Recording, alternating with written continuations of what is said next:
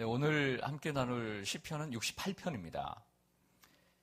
우리들 이번 특세에 살펴본 59편에서 69편까지 총 11개의 시편 가운데 2개를 제외하고는 모두 다윗의 시편입니다.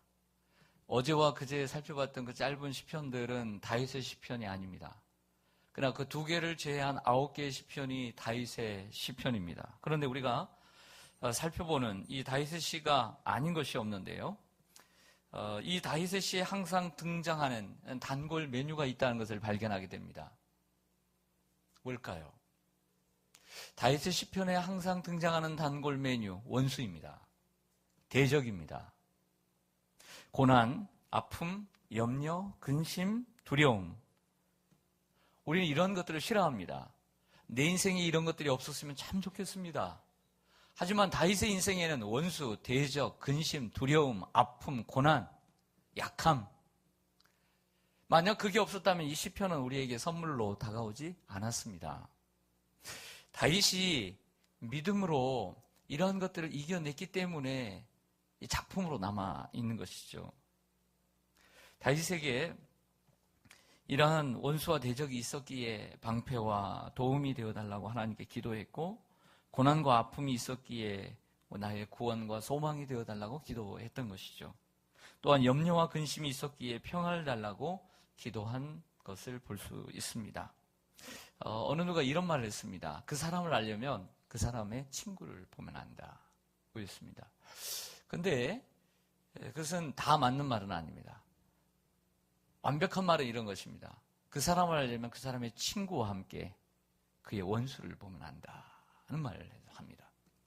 즉, 진정한 것은 그 사람의 친구뿐만 아니라 원수가 누구인가를 보면 그 사람이 정확하게 누구인가를 알 수 있다는 거예요. 예수님의 원수는 누구였을까요? 이 세상에서 예수님의 원수.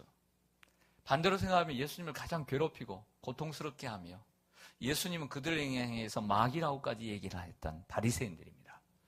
바리새인들은 하나님을 경외하는 사람이라고 얘기했지만 예수님의 원수였습니다. 하나님 믿는 사람이 아니었습니다. 거듭난 사람들이 아니었습니다. 하나님을 위해서 사는 사람들이 아니었습니다. 자기의 영광을 위해서 사는 사람이었습니다. 하나님의 이름을 위해서 사는 사람들이 아니었습니다. 자기를 자랑하며 사는 사람들이었습니다. 그러니까 예수님과 원수가 되었던 것이죠. 우리 이것을 잘 봐야 합니다. 그 사람의 원수를 보면 그 사람을 더 알 수 있는 것입니다. 다윗에게는 원수가 있었습니다. 의인에게는 고난이 있고 원수가 있습니다. 옳은 일을 위해 일어서는 사람에게는 언제나 적이 있기 마련입니다. 오늘 1절과 2절을 보시죠. 오늘 1절과 2절에도 보면 원수가 있었기 때문에 오늘 시편이 등장합니다. 하나님이여 일어나시니 원수들은 흩어지며 주를 미워하는 자들은 주 앞에서 도망하리이다. 연기가 불려가듯이 그들을 몰아내소서. 불 앞에서 미리 녹음같이 악인이 하나님 앞에서 망하게 하소서. 참으로 운율이 아주 짝이 잘 되어 있습니다. 흩어지게 하시고 도망하게 하소서. 연기가 시원한 바람에 불려가듯이 몰아내시고 불 앞에서 미리 녹음같이 악인이 하나님 앞에서 망하게 하소서. 몰아내시고 망하게 하소서라고 노래하는 것을 보게 됩니다. 우리가 이 시를 이렇게 구분을 합니다. 자매의 시편, 감사의 시편, 찬양의 시편, 왕의 시편 이렇게 구분하는데 오늘 본문, 어제는 선교의 시편이었다고 한다면 오늘은 승리의 시입니다. 승리의 시. 그런데 결과적으로 보면 누구의 승리의 시냐? 다윗의 승리의 시가 아니에요. 하나님의 승리의 시예요. 3절과 4절을 보겠습니다. 3절과 4절을 보시면 의인은 기뻐하여 하나님 앞에서 뛰놀며 기뻐하고 즐거워할지어다. 하나님께 노래하며 그의 이름을 찬양하라. 하늘을 타고 광야에 행하시던 일을 위하여 대로를 수축하라. 그의 이름은 여호와이시니 그의 앞에서 뛰놀지어다. 여러분 3절과 4절을 보면 이 시인이 다윗이 하나님 앞에서 뛰놀고 하나님께 노래하고 하나님을 찬양합니다. 만약 이 승리가 다윗의 승리였다면 이럴 필요가 없겠죠. 그런데 이 모든 승리가 하나님의 승리였기 때문에 하나님 앞에서 뛰어놀고 하나님을 찬양하고 하나님을 노래하고 기뻐하고 있는 것을 보게 됩니다. 여러분, 우리의 인생의 승리는 우리의 승리가 아니라 하나님의 승리입니다. 이 말은 무슨 얘기냐면 우리를 고난 가운데서, 원수 가운데서, 대적 가운데서, 근심 가운데서, 고통 가운데 건져주신 분은 하나님이시라는 거예요. 할렐루야. 오늘 시인은 그 승리의 주역이신 하나님을 찬양하고 있다는 것을 볼 수가 있습니다. 그러므로 우리도 고난을 당할 때, 아픔을 당할 때, 대적을 만날 때, 때로는 괴롭힘을 당하고 때로는 몸과 마음이 약해질 때 우리는 하나님을 바라보고 또 하나님께 소망을 둬야 될 줄로 믿습니다. 하나님을 묵상해야 합니다. 우리에게 필요한 것은 그 고난을 당할 때 혹은 사면초가에서 혹은 진퇴양난 가운데서 혹은 설상가상으로 고통을 당할 때 우리는 묵상해야 합니다. 나에게 하나님은 누구인가? 나에게 하나님은 어떤 분인가? 그리고 지금까지 살아왔을 때 내가 믿고 나에게 함께 하셨던 하나님은 어떤 하나님이었는가? 그리고 이 대적의 상황 가운데, 이 고통의 상황 가운데 나에게 있어서 하나님은 누구인가? 그렇다고 한다면 내 인생을 살아가는 이 고난의 때에, 그리고 내 인생을 이 남은 때에 하나님은 어떠한 하나님일 것인가를 묵상해야 돼요. 신앙은 하나님을 바라보는 거니까. 그 하나님을 바라보는 여러분들 되시기를 간절히 소망합니다.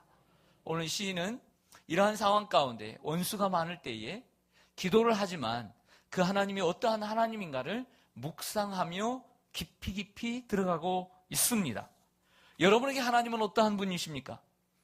특별히 고난을 당할 때, 아픔을 당할 때, 포기하고 싶고 절망하고 싶고 그만두고 싶을 때, 성령의 소욕을 따르지 못하고 육체의 소욕을 따르고 싶을 때, 그때 여러분들의 하나님은 누구입니까? 그때가 중요한 것입니다. 오늘 이 다윗은 그 하나님을 이렇게 고백합니다. 7절을 보겠습니다. 우리 7절 같이 한번 성경을 보고 읽겠습니다. 시작. 하나님이여 주의 백성 앞에서 앞서 나가사 광야에서 행진하셨을 때에. 아멘. 오늘 다윗이 고백하는 하나님은 이스라엘 백성들 앞에서 앞서 가셨던 하나님, 결과적으로 내 인생에 앞서 가시는 하나님이라고 고백하고 있는 거예요. 광야 40년 동안 하나님은 앞서 가셨습니다.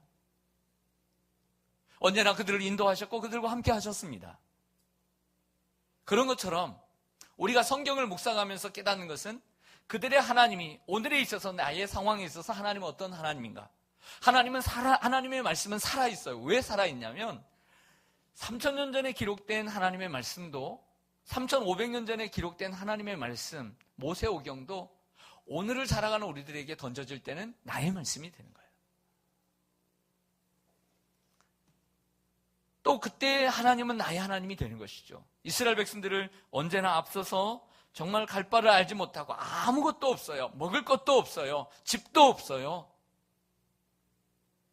하지만 그들을 인도하신 하나님은 나의 하나님이라는 거죠.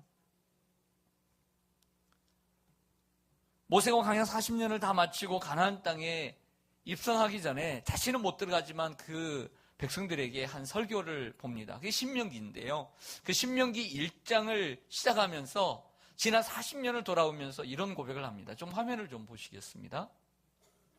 신명기 1장 29절 30절에 오면 내가 너희에게 말하기를 그들을 무서워하지 말고 두려워하지 말라. 가나안 땅에 들어가면서 두려워하지 말고 무서워하지 말라. 너희보다 먼저 가시는 너희의 하나님 여호와께서 애굽에서 너희를 위하여 너희 목전에서 모든 일을 행하신 것 같이 이제도 너희를 위하여 싸우실 것이라. 할렐루야. 이스라엘 백성들에게 말씀하시는 모세가 정말 그 자식과 같은 이스라엘 백성들에게, 가나안 땅에 들어가는 이스라엘 백성들에게 보여주시는 첫 번째 하나님은 어떤 하나님이었냐면 먼저 앞서 가시는 하나님이었어요. 여러분, 우리의 인생도 하나님 먼저 앞서 가시는 줄로 믿습니다. 앞서 가신다는 거죠. 욥에게는 감당하기 어려운 고난이 있었다는 거 너무나 잘 아시잖아요. 근데 그 욥에게 있어서 하나님은 어떤 하나님이었는가? 욥의 핵심 구절, 욥기 23장 10절 보겠습니다. 같이 한번 읽겠습니다. 시작. 그러나 내가 가는 길을 그가 아시나니 그가 나를 단련하신 후에는 내가 순금같이 되어 나오리라. 욥에게 있어서 하나님은 어떤 하나님이었냐면 언제나 앞서 가시는 하나님, 나의 길보다 더 앞서 가시는 하나님, 나를 아셔서 내가 가는 길을 아시고 비록 고난과 아픔이 있을지라도 나를 단련하셔서 순금같이 되어 나오게 하시는 하나님, 그 하나님을 믿었어요. 고난의 상황 속에서. 그래서 내가 하나님의 말씀을 지키었다라고 얘기합니다. 우리가 고난을 당할 때 이것과 같은 신앙의 자세가 필요합니다. 환경보다 중요한 것은 생각입니다. 환경은 어떤 환경이든 주어질 수 있습니다. 그러나 그 환경에 치우치다 보면 잘못된 길을 걸어갑니다. 환경보다 중요한 것은 우리의 생각입니다. 자세입니다. 바울과 실라가 복음을 전하다가 빌립보 감옥에 매를 맞았습니다. 얼마나 아팠겠어요. 사정없이 내리쳤습니다. 근데 그 고통스러운 그 몸을 이끌고도 하나님 앞에 감사하며 찬양을 합니다. 기도를 합니다. 왜? 하나님 우리를 인도하실 것을 믿으니까. 하나님이 우리보다 앞서가실 것을 믿었기 때문에. 우리는 신앙의 모습이 좀 더 성숙해야 돼요. 성숙하다는 건 뭐냐면 인격이 고상하고 율법적이고 그걸 얘기하는 게 아니에요. 그런 사람은 세상에도 널려 있어요. 그게 아니라 신앙이 성숙하다는 것은 하나님이 어떤 하나님인가를 좀 더 많이 보는 거예요. 지금 여기에 계신 하나님만을 보는 것이 아니라 우리보다 앞서가셔서 일하시는 하나님을 볼 수 있는 사람, 그래서 그 하나님을 바라보고 거기에 반응하는 사람이 성숙한 사람인 거예요. 무슨 말인지 이해가겠어요? 매너가 있고 예의가 있고 그런 게 아니에요. 그게 성숙한 게 아니에요. 하나님을 아는 거예요. 하나님의 교회 가신 거, 하나님의 섭리하신 거, 하나님의 인도하심을 믿고 따라가는 것이죠. 하나님 분명히 계획이 있을 것이다. 그리고 오늘 그 하나님 앞에 기도하며 찬송하는 것이죠. 이게 성숙이에요. 그래서 시편 16편에 다윗이 8절에서 이렇게 고백한 것처럼 우리도 이렇게 살아야 합니다. 하나님은 언제나 우리가 앞서 가시잖아요. 사람으로 얘기하면 저 앞에서 하나님이 가이드로 나를 인도해 가신단 말이에요. 그럼 우리가 어떻게 살아야 돼요? 시작. 내가 여호와를 항상 내 앞에 모심이요 그가 나의 오른쪽에 계심으로 내가 흔들리지 아니하리로다. 아멘. 우리는 앞서 가시는 하나님을 따라가야 되는 거예요. 가이드가 우리를 인도합니다. 근데 자꾸 가이드 밖에 가요. 가이드는 이리 가는데 저리 가. 그럼 되겠어요? 가이드 잘 따라가면 되는 거예요.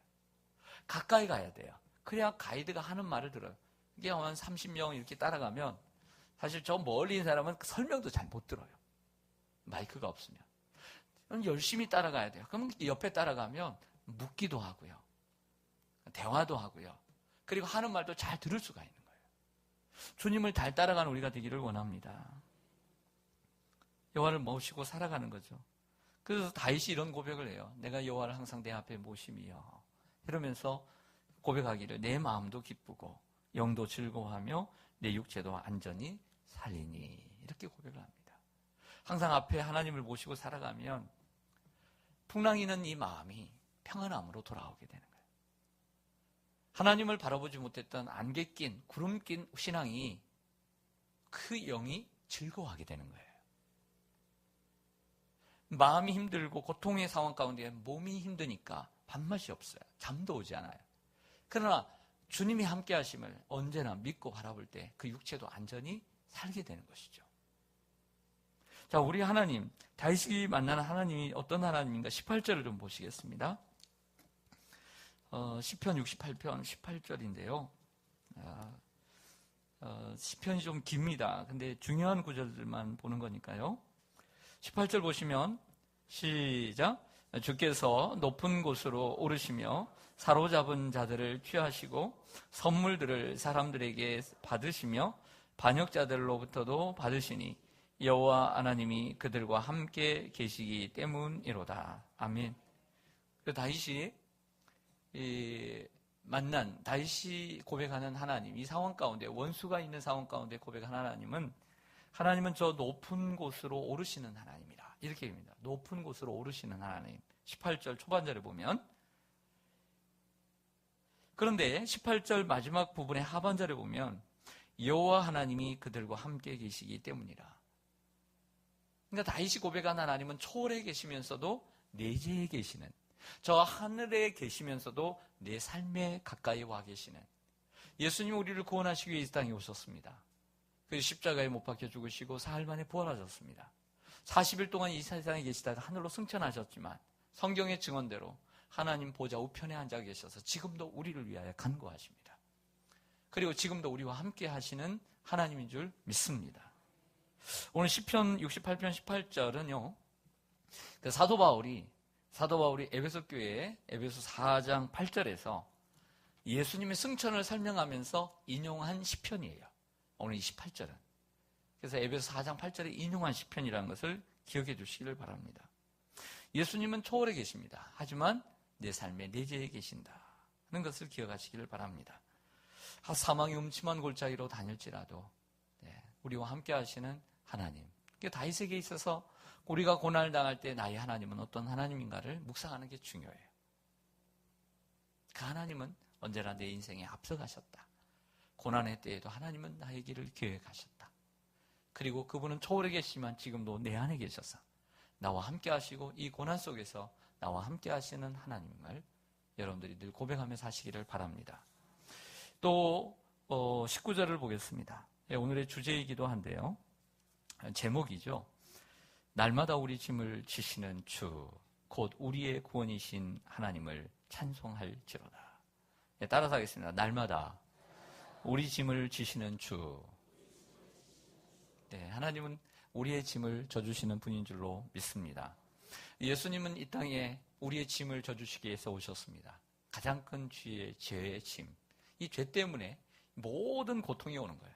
사단이 준 이 죄 때문에, 사단이 준 이 죄로 인해서 이 사망의 짐, 어떤 갈등의 짐, 물질의 짐, 모든 이 고통들이 다 이 죄 때문에 왔어요. 이 죄를 누가 가져다냐면 사단이에요. 그 사단 정말 미워해야 돼요. 근데 사람들은 그 사단이 자기의 원수인 것을 몰라요. 아직도. 이게 문제인 것이죠. 예수님 우리에게 말씀하십니다. 마태복음 11장 28절에 수고하고 무거운 짐진 자들아 다 내게로 오라. 내가 너희를 쉬게 하리라.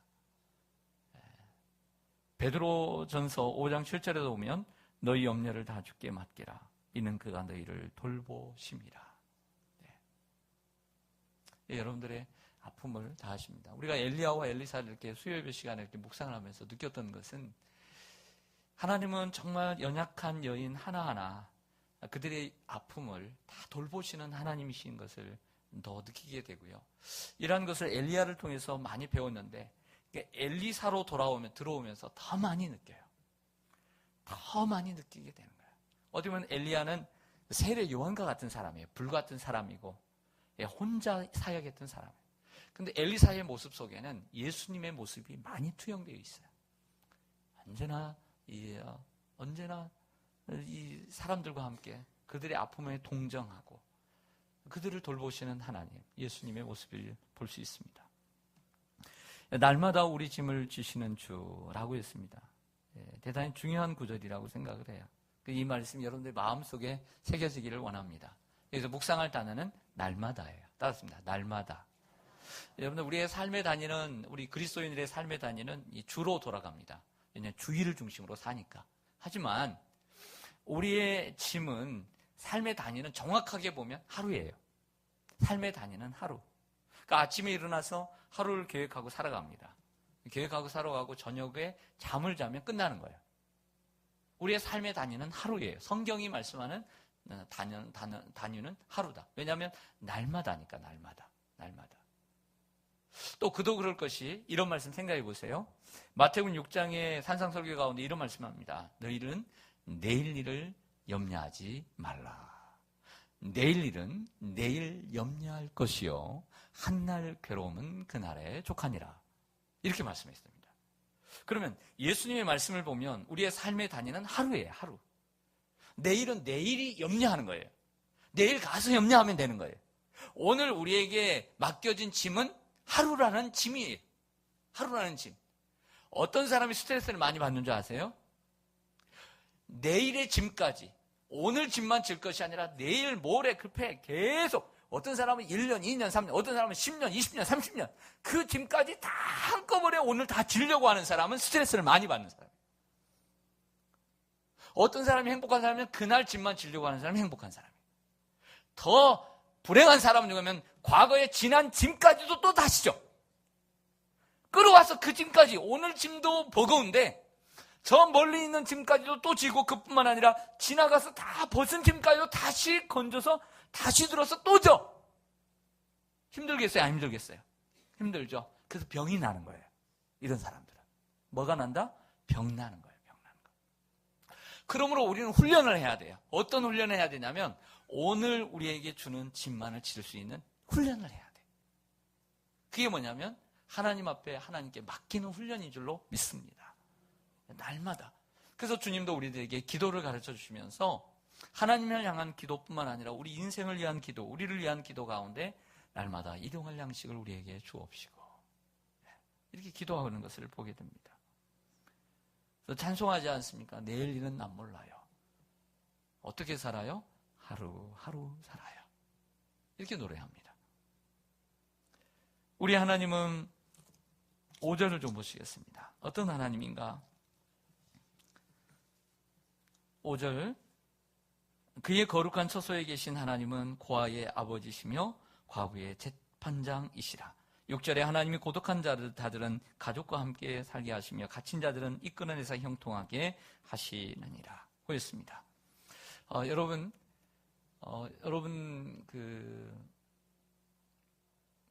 저희 이제 20분 설교를 합니다. 20분 혹은 25분 설교를 새벽에 해요.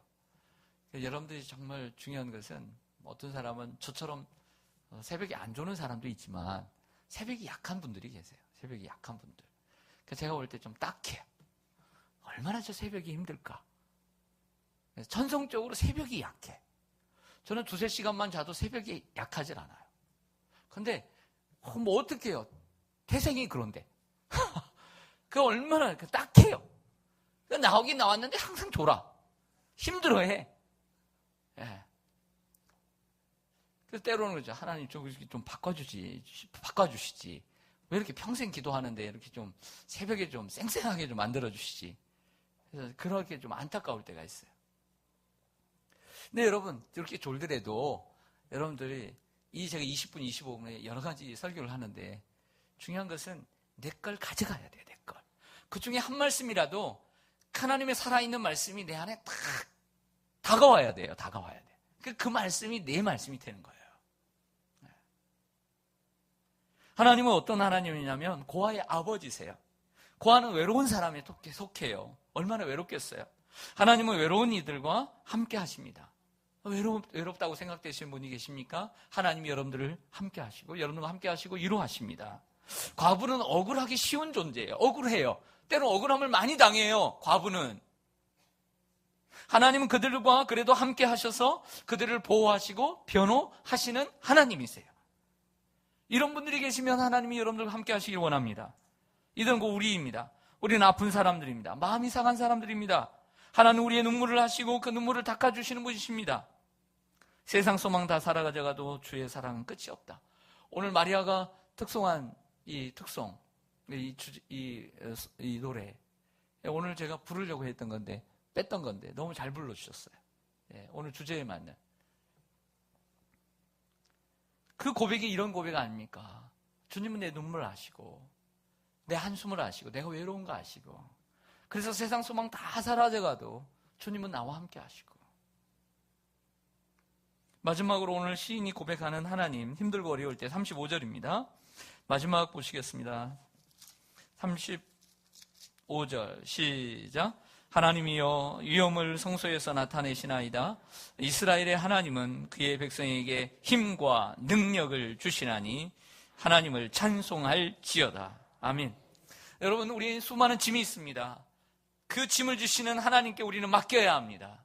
근데 맡기면 끝나느냐? 아닙니다. 도리어 맡기면 주님 우리에게 짐이 아닌 힘과 능력을 주십니다. 그리고 힘과 능력을 주셔서 또 하루를 살게 하는 것이죠.